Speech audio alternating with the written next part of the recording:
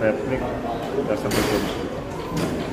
Memang di dalam replik yang disampaikan oleh jaksa itu ada nuansa kegamangan dari jaksa untuk tidak disebut sebagai penyangkalan atas Undang-Undang 31/2014.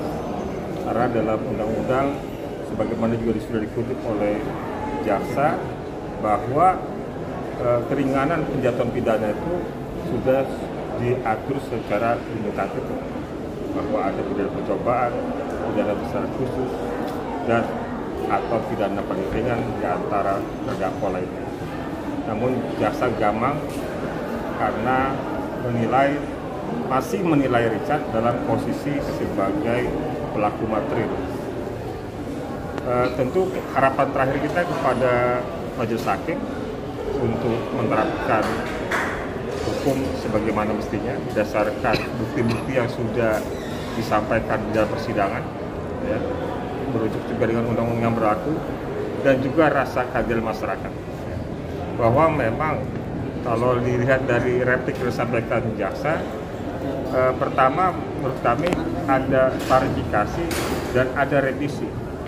Revisinya yaitu bahwa di dalam tuntutan jaksa tidak menyinggung adanya surat dari LPSK untuk rekomendasi peringanan atau pemberian penghargaan kepada Baradae.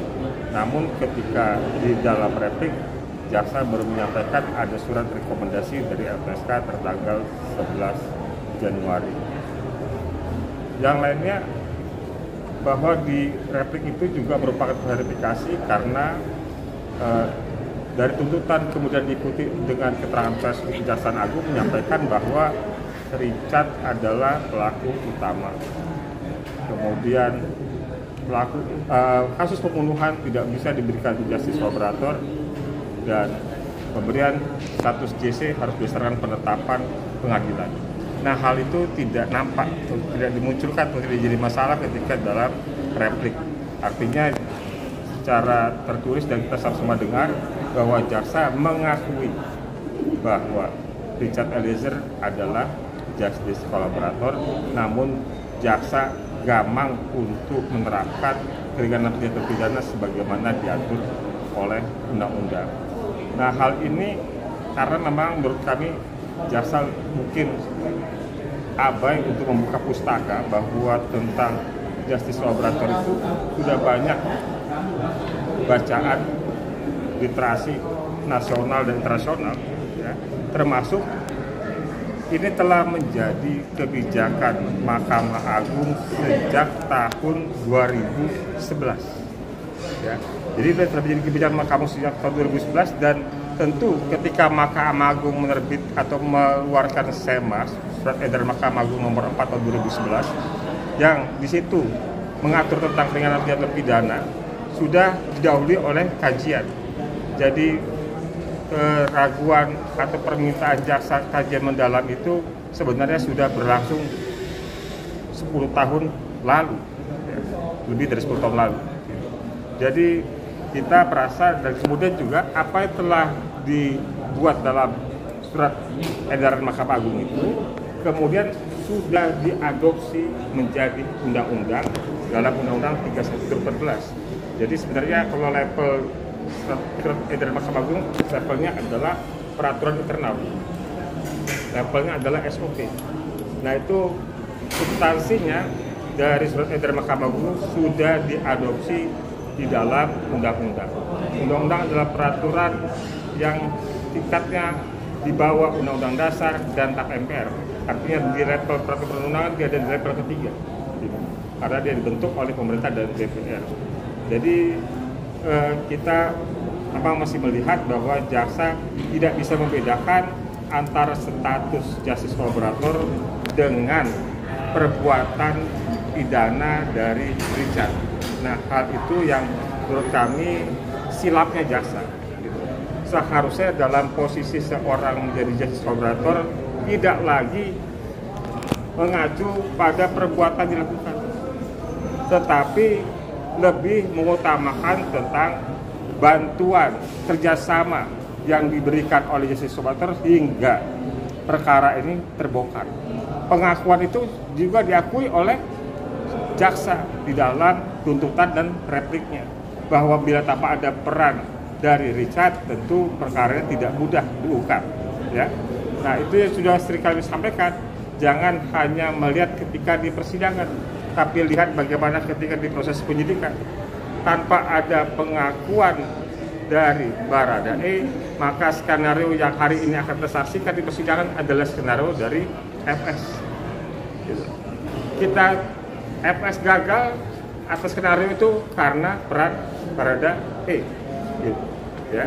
Dan reward itu diberikan karena perannya membongkar perkara yang sulit untuk dibuktikan. Jadi ketika seseorang menyandang status JC, maka perbuatannya dalam konteks pidana itu tidak lagi menjadi rujukan, tetapi kontribusi yang membongkar kasus itu, itulah menjadi alasan kenapa negara membuat peraturan untuk mengatur tentang justice collaborator. Reward itu diberikan karena dia membongkar perkara. Nah, itu. Jadi hal-hal itu yang mungkin sebaiknya juga tidak dilupakan dalam hakim mempertimbangkan semua aspek yang sudah dimunculkan dalam persidangan, ya, baik dari keterangan saksi, ahli dan segala macamnya, dan termasuk juga menjadikan ya, undang-undang perlindungan korban menjadi rujukan karena rekomendasi dari LPSK itu sebenarnya ditujukan kepada hakim, bukan kepada jaksa.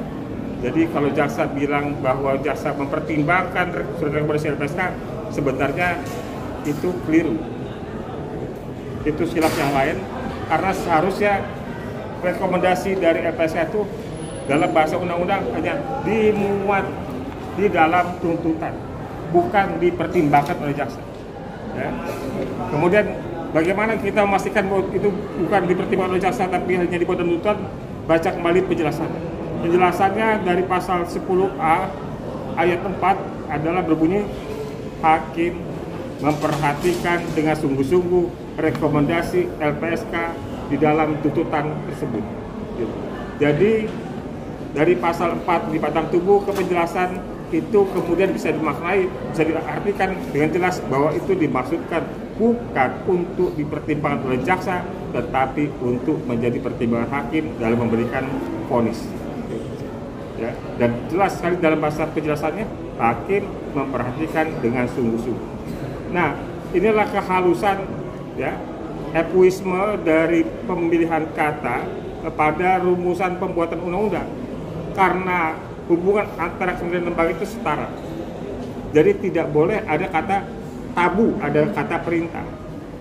Kalau tabu ada kata perintah, menggunakan kata yang sebenarnya maknanya sama, tetapi kadang-kadang dimaknai tidak tepat, yaitu kata rekomendasi. Kata rekomendasi itu bukan syarat